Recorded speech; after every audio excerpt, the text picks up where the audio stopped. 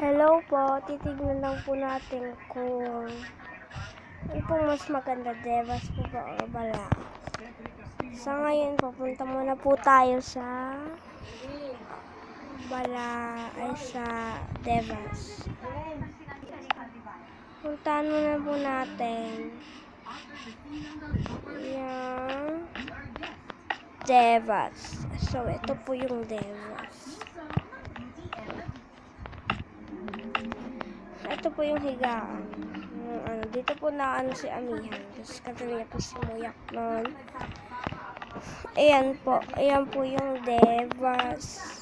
Ikikit na po tayo dito. Tapos bumaba na po tayo. Sunod na po natin puntahan yung Balaak. Tingnan natin. Balaak. So, ito po yung Balaak na Tapos nakakatakot. Ito po yung Balaak. Sobrang dami niya pong apoy kasi po, Balaak nga po talaga. Tapos may mga pa dyan, pang Yan po.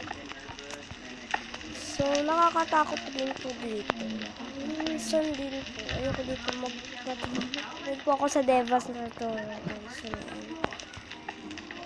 Ikot-ikot tayo. Tingnan po natin yung Devas ulit.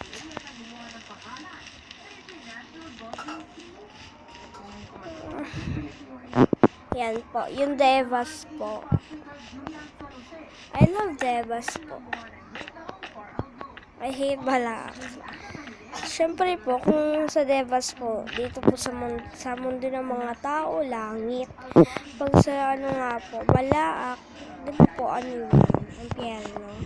Kaya mas pangit po dyan sa na yan. Mas pangit sa yun.